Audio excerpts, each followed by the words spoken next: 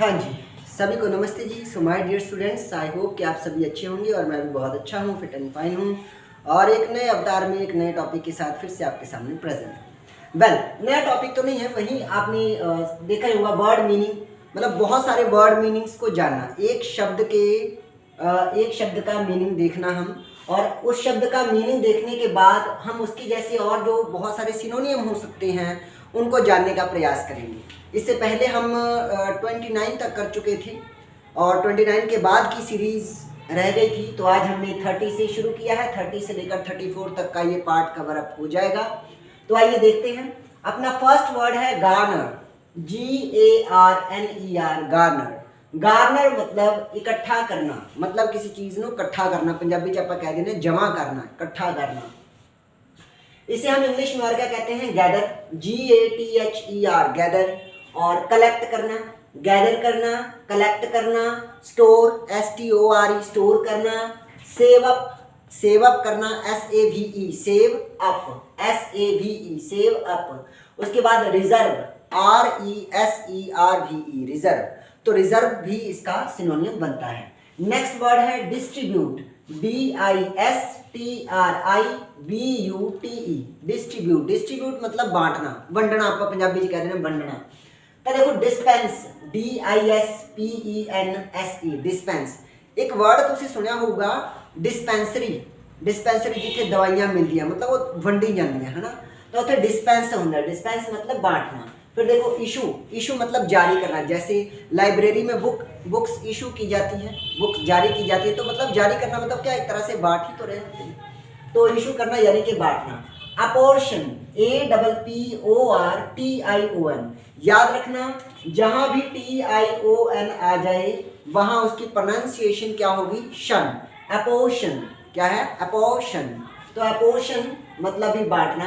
Divide, DIVIDE, divide मतलब किसी चीज को टुकड़ों में बांटना। फिर है सेग्रीगेट। सेग्रीगेट का वैसे मतलब होता है अलग अलग करना, तो अलग अलग कर रहे हैं तो बांट ही रहे हैं, अलग अलग करना, वख वख करना, है ना। Segregate, SEGREGATE, segregate. मैं नाल दी नाल स्पेलिंग भी दस रहा ताकि तुसी स्पेलिंग दे विच किते कंफ्यूज ना होवो। आगे देखो डेकोरेट, DECORATE, डेकोरेट। डेकोरेट का शब्द तुसी सारे ने सुनिया ही होएगा, सजाना, संवारना, है ना। तो सजाना हिंदी में हमने लिखा है सजाना। Adorn, ADORN, adorn. अडॉर्न मतलब भी सजाना। गार्निश करना, GARNISH। जब हम खाना परोसते हैं, सर्व करते हैं, है ना, तो सर्व करने से पहले हर एक आइटम्स के ऊपर कुछ सजावट की चीज़ें बिखेरते हैं, तो क्या है? गार्निश करना, उसे कहते हैं गार्निश करना। तो गार्निश करना। फिर ब्यूटीफाई, अब किसी चीज़ को सजाएंगे तो वो सुंदर बनेगी, सुंदर बनने को कहते हैं, सुंदर होने को, कोई चीज़ सुंदर है तो हम कहते हैं ब्यूटीफुल। तो ब्यूटीफुल से वर्ड हमने लिया ब्यूटीफाई, BEAUTIFY, ब्यूटीफाई करना यानी कि सजाना। ऑर्नामेंट, वैसे ऑर्नामेंट्स का मतलब होता है गहने, ज्वेलरी जो हम पहनते हैं, तो हम अपने आप को सजाते हैं, तो वहां से भी सजाने का सेंस आया है। Ornament, ORNAMENT, ornament. फिर है एम्बेलिश, EMBELLISH,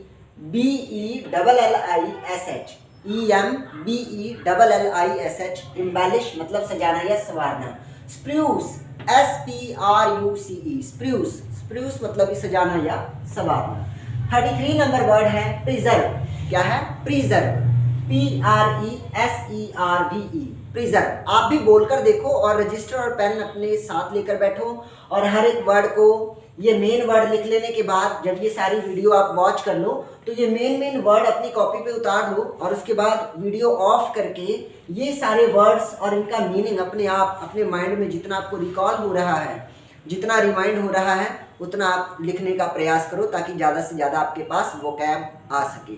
ठीक है। प्रिजर्व मतलब बचाना, प्रिजर्व करना मतलब बचाना। पुराने ज़माने में या अब भी आपने देखा होगा जो फल हैं, स्पेशली जो सब्जियां हैं, उनको बचाने के लिए हम उनका अचार डाल देते हैं, तो वो ज़्यादा लंबे समय तक बची रह सकती हैं, खाने के योग्य बनी रह सकती है, जैसे अचार डालती हैं। तो प्रिजर्व का मतलब अचार डालना भी होता है। वैसे अचार को इंग्लिश में पिकल्स कहते हैं।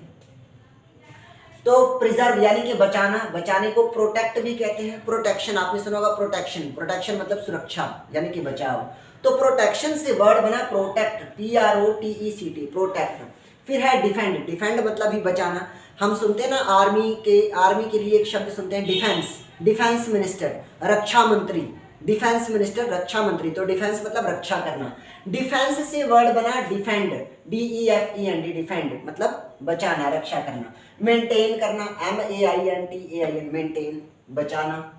फिर देखो कलेक्ट, COLLECT, कलेक्ट, कलेक्ट मतलब इकट्ठा करना, वही सेम मीनिंग आ गया, इकट्ठा करना।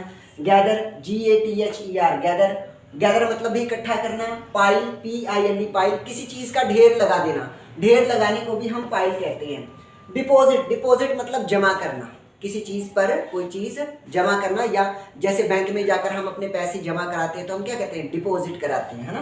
तो डिपॉजिट, DEPOSITE, डिपॉजिट। और है अक्यूमुलेट, ये वर्ड बहुत इंपॉर्टेंट है, ये ज्यादातर एग्जाम में पूछा जाता है। ACCUMULATE,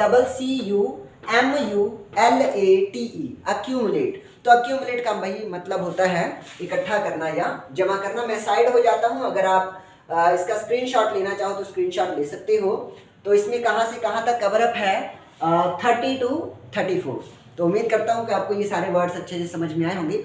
अब आप जरा एक बात मुझे बताओ, मान लो आपके एग्जाम में सिनोनियम वाला क्वेश्चन आ गया, ठीक है, और ये ऊपर वाला वर्ड आपको गिवन रहा कि गार्नर इज अ वर्ड, और ये चारों ऑप्शन में हुए, और आपसे ये पूछा जाए कि बताओ इन चारों में से इस गार्नर शब्द का बेस्ट मीनिंग देने वाला सिनोनियम कौन सा है, तो आपका क्या आंसर होगा ये आप अपने माइंड से सोचिए, ठीक है जी।